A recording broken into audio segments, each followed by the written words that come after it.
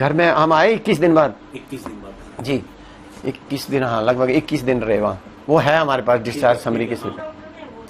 Doctor ने बोल दिया कि अब इसको घर करें। फिर उसके बाद हमने एक नर्स रखी, उसमें मेरी सैलरी लगभग 27-28 हजार थी। फिर बाद में रिटायर हुआ तो मेरी 40-42 हजार थी। कहाँ काम करते थे? मैं ताज सेट सुना होगा आपने, ताज सिंगापुर एयरलाइंस टर्मिनल सर्विस। जी जी जी जी।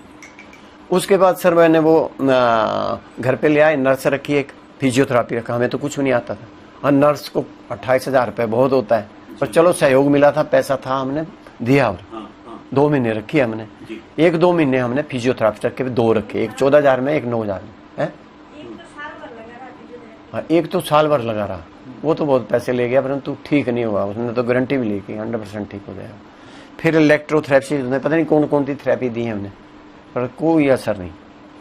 उसके बाद हम इसको जैसे दौरा पड़ गया तो फिर वो श्वेता सिंगला को फ़ोन किया तो उन्होंने बोला इस नर्सिंग होम में ले आओ।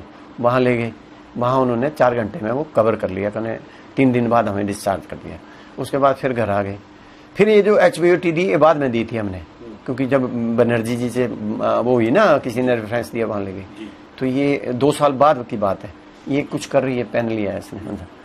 तो उसके बाद हमने वो जो दी तो 26 दिन बाद होश में आ गया था। जब ये होश में आया तो 3 दिन बाद इसको फिर दौरा आ गया। हम एम्स ले गए, ट्रामा सेंटर, जो मैं अभी पहले बात बता रहा था। एम्स ट्रामा सेंटर में इसको 31 दिन रहा है वेंटिलेटर पे। जो मैंने व्यवहार था वो तो बता ही दिया आपको पहले, प्रोफेसर की ऐसे लगे कहने। उसको वहाँ लागा भी लग गया। उस लागा ठीक करने को हमें लग गया लगभग 1 साल। परंतु भगवान की कृपा से पहले तो एक बंदा लगाया, वो 100 रुपये रोज ले, परंतु एक लड़की ऐसी मिली, उसने कोई पैसा नहीं लिया।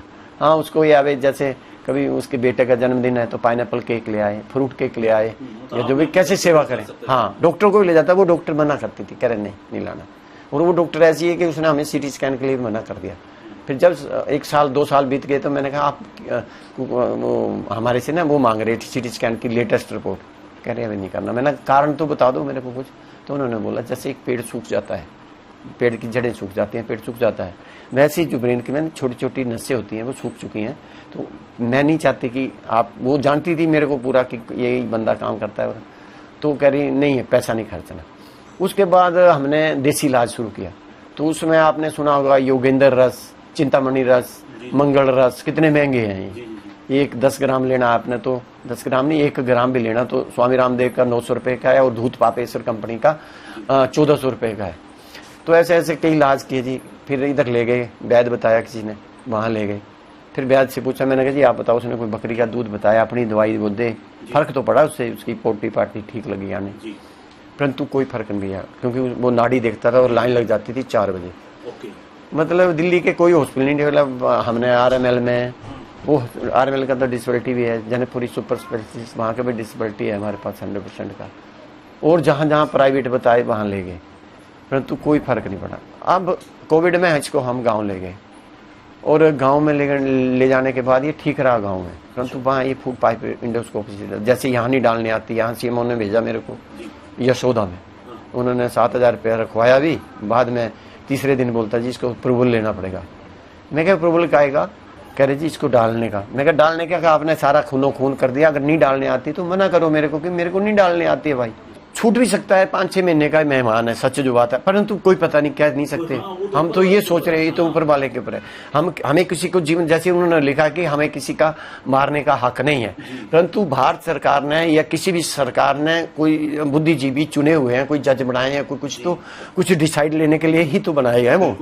हमने तो, हम माता पिता है, हमें अच्छा तो ना लगता कि हम ही अपने बच्चे का गला घोंट दे। क्या अच्छा लगता है या शोभा देता है? कोई, मैं तो बोलता कोई ऐसा माता पिता नहीं है जो कि अपने बच्चे की जान अपने आप ले ले।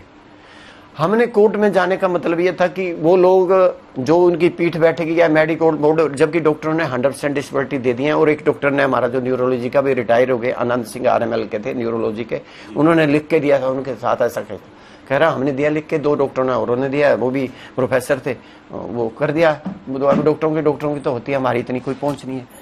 तो मेरा कहने का भाव है कि जो जज साहब हैं, ठीक है, उन्होंने जो निर्णय लिया क्या अपना सोच के लिया, परंतु ऐसी जो महान हस्तियां बैठा रखी हैं सरकार ने, वो या तो यहाँ आकर के साक्षात्कार में देखें कि वाकई उस घर में क्या क्या परेशानी है, क्या नहीं है। बिल्कुल रात रात भर अभी जागना पड़ता है जब इसको बलगम खांसी होती है तो, बिल्कुल सही बात। क्योंकि हम एक कर देना, अप्रूवल कर देना, ब्रेड वाला आया हुआ 6383।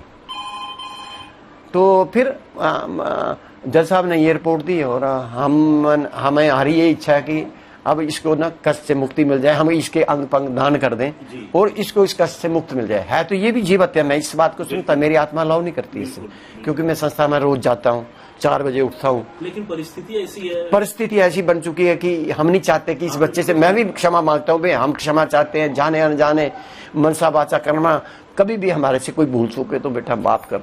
और तेरी गाड़ी खराब हो चुकी है, तू भी परमात्मा से अगर सुनता है तो परमात्मा से प्रार्थना करके मेरे को इस कष्ट में मुक्त करो और मैं दूसरे किसी समर्थ घर में जन्म लूं, वहां तू सुख से, मतलब जैसे भी है तेरी आत्मा की मतलब शरीर मिले, ठीक ठाक मिले। तो हमारी तो ये दुआ है।